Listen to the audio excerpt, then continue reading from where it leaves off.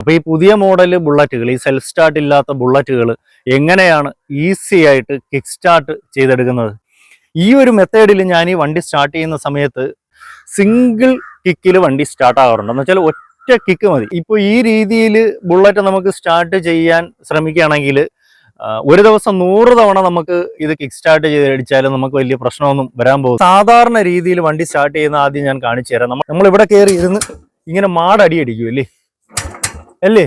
നമ്മൾ ഈ സീറ്റിൽ ഇരുന്നു കൊണ്ട് മാടായിട്ട് ചവിട്ടും. നമ്മൾ ഇങ്ങനെ സ്റ്റാർട്ട് ചെയ്യുമ്പോൾ ഉള്ളൊരു പ്രശ്നം, നമ്മൾ ഈ കാലിൻ്റെ ഒരു പവർ കൊണ്ട് മാത്രമായിരിക്കും സ്റ്റാർട്ട് ചെയ്യുന്നത്. ഇടത് കാല് തറയിൽ കുത്തിക്കൊണ്ടായിരിക്കും നമ്മൾ സാധാരണ രീതിയിൽ വണ്ടി സ്റ്റാർട്ട് ചെയ്യുന്നത്, അല്ലെ? ഇങ്ങനെ നിന്നിട്ട് ഇങ്ങനെ സ്റ്റാർട്ട് ചെയ്യും. ഇങ്ങനെ സ്റ്റാർട്ട് ചെയ്യുമ്പോൾ നമ്മുടെ ഫുൾ വെയിറ്റ് നമ്മുടെ ഈ കാലിലാണ് കൊടുക്കുന്നത്. അപ്പോൾ ഈ 2-3 തവണ ഇപ്പോൾ ഞാൻ ചവിട്ടിയപ്പോൾ തന്നെ എനിക്ക് കാല് ചെറുതുമുട്ട് അനുഭവപ്പെടുന്നുണ്ട്.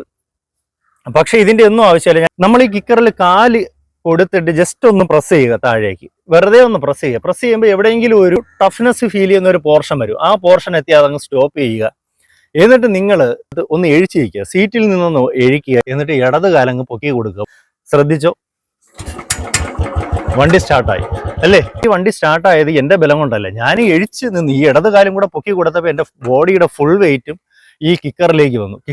അത് ഓട്ടോമാറ്റിക്കലി താഴേക്ക് താന്നു പോയതാണ്. ഈ ഒരു മെത്തേഡിൽ നമുക്ക് ഒരു ദിവസം, ഞാൻ പറയില്ല, 100-150 തവണ ഈസി ആയിട്ട് നമുക്ക് സ്റ്റാർട്ട് ചെയ്യാം. നമുക്ക് കാലിന് വലിയ സ്ട്രെയിനോ പ്രശ്നങ്ങളോ ഒന്നും വരില്ല. കാരണം നമ്മുടെ കാലിൻ്റെ ബലം കൊടുത്തല്ല വണ്ടി ഈ സമയത്ത് സ്റ്റാർട്ട് ചെയ്യുന്നത്. ഞാനിപ്പോൾ സ്റ്റാർട്ട് ചെയ്ത് എൻ്റെ കാലിന് ഒരല്പം പോലും എൻ്റെ ഈ കാലിന് പവർ കൊടുത്തില്ല.